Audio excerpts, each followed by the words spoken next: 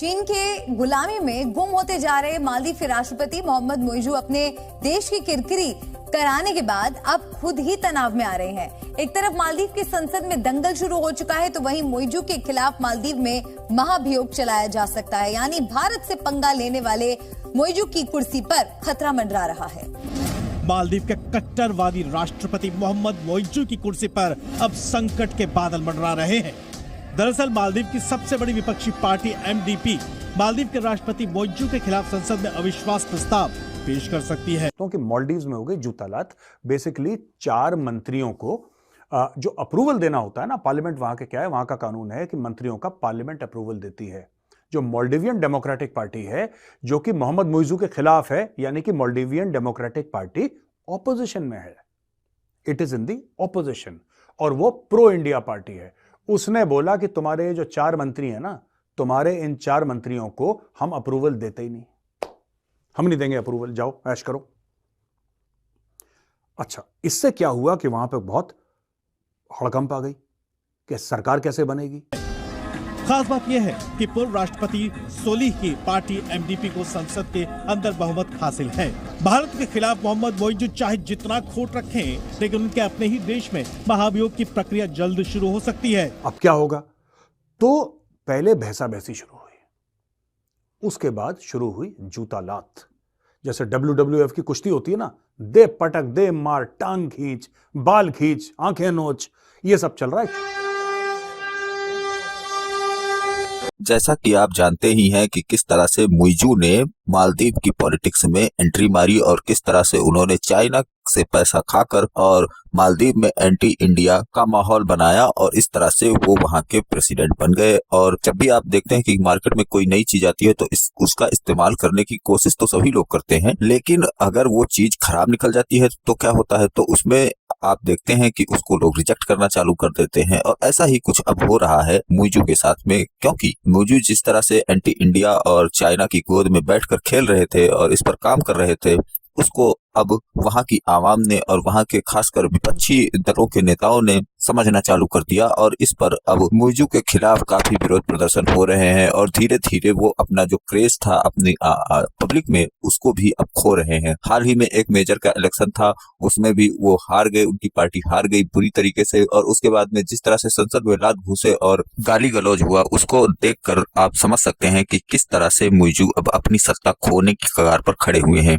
और ऐसा उनको सिर्फ इसलिए झेलना पड़ रहा है क्योंकि उन्होंने एंटी इंडिया पर काम करना चालू कर दिया था। चाइना की गोद में बैठकर उन्होंने जिस तरह से अपने लोगों को नुकसान पहुंचाया है और अपनी आर्थिक व्यवस्था को खराब करने का काम किया है, उससे वहां की पब्लिक, वहां के विपक्षी दल और सब कोई परेशान हो चुके हैं और धीरे धीरे उनके इस कारनामों से बगावत शुरू हो चुकी है। हाल ही की एक घटना है जिसमें एक बच्चे को हार्ट अटैक हुआ था और वो कोई सीरियस इशू था जिसमें कि उसका ऑपरेशन कहीं बाहर ही हो सकता था। तो ऐसे में उन्होंने क्या काम किया मोइजू ने कि जो चीन का हेलीकॉप्टर था, उन्होंने उस बच्चे को चीन भेज दिया। अब आप सोचिए कि जहां भारत 100 किलोमीटर की दूरी पर था और उस बीमारी का इलाज भारत में भी हो सकता था, लेकिन उसने सिर्फ अपने पर्सनल खुन्नस के लिए और चीन को खुश करने के लिए, दिखाने के लिए कि वो कितना प्रेमी है चीन का, और उसने उस बच्चे को चीन भेज दिया। अब चीन जाते जाते रास्ते में ही वो बच्चा जो है खत्म हो गया।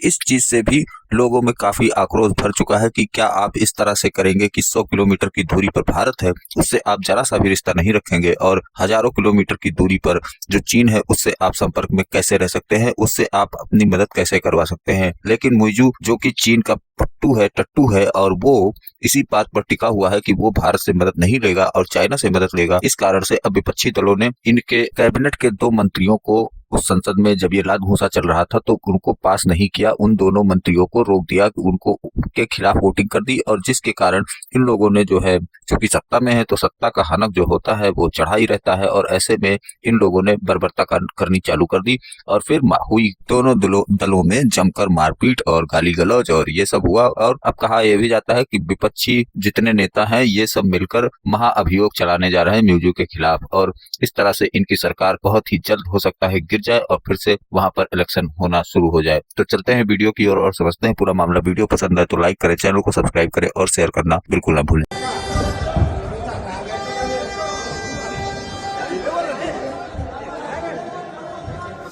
आपको ये बात पता है कि मालदीव्स का भारत के साथ बड़ा अच्छा रिलेशन था, और आज से नहीं, दशकों से।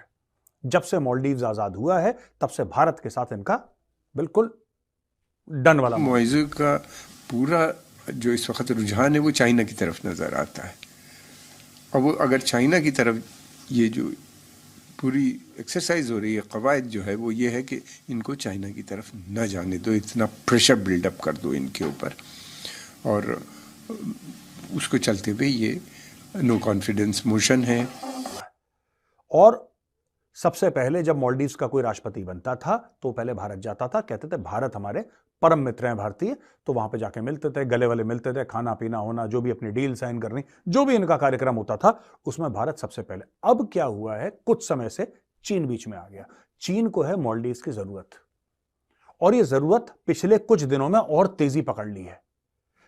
चीन वैसे भी मालदीव्स पर कब्जा करना चाह रहा था, चीन वैसे भी मालदीव्स को इन्फ्लुएंस करना चाह रहा था, वहां की सरकार बना के अपने बंदे बैठाना चाह रहा था, ये चीन की मंशा थी। इस बीच मालदीव के बिजनेस टाइकून और जमहूरियत पार्टी के नेता कासिम इब्राहिम ने मोइजू को भारत से माफी मांगने की सलाह दी है। उन्होंने कहा है कि मैं मालदीव के राष्ट्रपति मोइजू से अनुरोध करूंगा कि औपचारिक रूप से और पेशेवर तरीके से भारत सरकार और पीएम मोदी से अपने बयान के लिए माफी मांगे। जब से श्रीलंका ने चीन को दिखा दिया ठेंगा, वो जो जहाज है स्पाई शिप जिसके बारे में हमने आपसे बात करी थी, जो स्पाई शिप हमने बोला था चीन से आएगा, उस स्पाई शिप को श्रीलंका ने मना कर दिया, ये भी हम आपको बता चुके हैं। तो जब श्रीलंका ने मना कर दिया स्पाई शिप को, तो मरता क्या ना करता, उनको मालदीव जाना था। मालदीव्स में आ गई हरकत, मालदीव्स में आ गई तेजी कि अब जिन चाइनीज से हमने पैसा खाया है, शी जिनपिंग ने मोहम्मद मुइज़ू को टुकड़े फेंके होंगे, रोटी के टुकड़े, कि ले भाई बोटियां फेंकी होंगी, खा ले रोटी, खा ले बोटी। अब वो बंदा अपनी लॉयल्टी प्रूव करना चाहता है अपने चाइनीज बाप को। मालदीव की मीडिया के मुताबिक 13 जनवरी को मोइजू ने चीन से लौटने के बाद कहा था कि मालदीव किसी खास देश का बैकयार्ड नहीं है और किसी देश को उसे धमकाने नहीं देगा। मोइजू के इस बयान के बाद बवाल मचा और तब मालदीव के विपक्षी नेताओं ने जोरदार हमला बोल दिया। अब भारत तो कुछ और कर नहीं रहा है, भारत तो यही कर रहा है कि उसने अब राइस एक्सपोर्ट पर बैन लगा दिया है। जो सस्ती दवाएं होती थी उनके जो है शिपमेंट्स को उसने जो अब चेक करना आरंभ कर दिया है। चेकिंग में आपको पता है टाइम लगता है। जो उनके बड़े आसानी से वीज़ा मिल जाया करते थे, मेडिकल वीज़ा, उनके ऊपर थोड़ी सी दिक्कत आ गई है। और भी जो सामान यहाँ से बहुत आसानी से जाता था वो तो दिक्कत है ही। टूरिस्ट तो 90% ड्रॉप हो ही गया।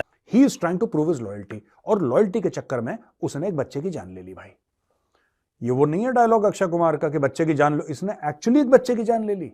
दोस्तों स्टोरी कुछ इस प्रकार से है कि आपको पता है टापू बने हैं पूरे मालदीव्स में ना, एक अकेला मालदीव्स तो ऐसा है नहीं जैसे भारत है कि पूरा लैंड मास है, वो अलग अलग टापू बने हुए। तो एक दूसरे टापू में जो कैपिटल सिटी माले वाला नहीं, दूसरा दूर टापू, वहां पे एक बच्चा बीमार था। बच्चे को था कैंसर, बच्चे को हो गया स्ट्रोक, बच्चे को इवैक्यूएट करके अस्पताल लाना था। भारत का जहाज, भारत का हेलीकॉप्टर खड़ा है, भारतीय सैनिक खड़े हैं, बोल रहे हैं आप हमें ऑर्डर दीजिए, हम फट से बच्चे की जान बचा लेंगे। लेकिन इस आदमी की ईगो और इस आदमी की वफादारी, आदमी कौन? मोहम्मद मुइज़ू, इसकी वफादारी मालदीव्स के लोगों के लिए नहीं है, इसकी वफादारी है अपने चीनी बाप शी जिनपिंग के लिए। उसने बोला कि अगर मालदीव्स का एक बच्चा मेरे बाप पे कुर्बान होता है तो हो, उसने बच्चे की कुर्बानी दे दी, बच्चे की उसने बलि चढ़ा दी। सोच सकते हैं कि एक जो इकोनॉमी जो पूरी तरह से टूरिस्ट पर आधारित थी और लगभग 25% जो टूरिस्ट था वो भारत से जा रहा था, उसमें 90% कमी आ जाए, 20% टूरिस्ट एक साथ कम हो जाए तो क्या स्थिति होगी एक छोटी सी पिडली सी इकोनॉमी की, 6 बिलियन 7 बिलियन डॉलर की टोटल इकोनॉमी की क्या स्थिति होगी। लेकिन असली खलीफा तो चीन है ना। प्रेशर जो वहां पे बन रहा है, टूरिज्म जो है वो मोटा पैसा कमा के देता है मालदीव्स को, मोटा पैसा, ठीक है।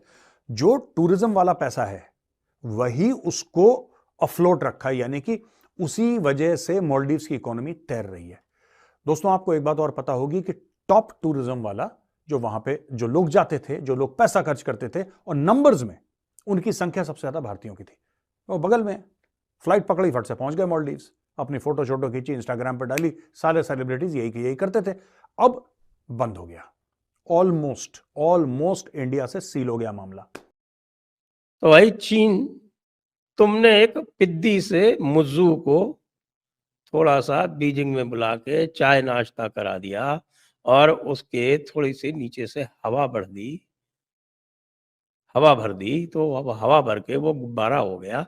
लेकिन गुब्बारा होके जब यहाँ पहुंचा है वापस मुज्जू, तब आप उसकी हालत देखिए। सबसे पहले तो उसकी पार्लियामेंट में मेजॉरिटी खत्म हो गई, लोगों ने प्रदर्शन शुरू कर दिए और लोगों का ये कहना है कि ये मुज्जू की जो सरकार है ये 2-4 महीने से ज्यादा वैसे भी नहीं चलने वाली। अब कोई वहां पे जाता नहीं है। अब जाता नहीं है, इन चीजों से क्या हो रहा है दोस्तों की प्रेशर बढ़ रहा है। तीसरी चीज, 2 पार्टीज हैं वहां पे मालदीव्स में जिन्होंने इसके ऊपर और प्रेशर डाला है, भयानक प्रेशर डाल रहा है मोहम्मद मोइजू के ऊपर, जो कि प्रेसिडेंट है। वो 2 पार्टीज है मालदीवियन डेमोक्रेटिक पार्टी और द डेमोक्रेट्स। इन दोनों ने मिलकर वो जो 4 मंत्री थे जिनको अप्रूवल देना था, इन दोनों ने रोका है। और जो 5वीं चीज थी जिससे इसको झटका लगा, माले जो उनकी कैपिटल है, वहां का मेयर का इलेक्शन हार गए। तो चीन वालों, अब तुम होश की दवा करो, कहीं ऐसा ना हो कि वो जो ब्रह्मोस है फिलीपींस वाले, वो तुम्हारे तशरीफ में दाग दें और फिर तुम्हारी तशरीफ का वही हाल हो जो पाकिस्तानियों की तशरीफ का होता है अफगानियों के सामने। पता है ना आपको क्या होता है वहाँ पर। इसीलिए बेचारे पाकिस्तानी फौजी जो है वो बहुत डरते हैं अफगानिस्तान बॉर्डर पे काम करने को। उनको पता है कि अगर अफगानों ने कहीं धर लिया तो फिर तशरीफ तो सुझा देंगे।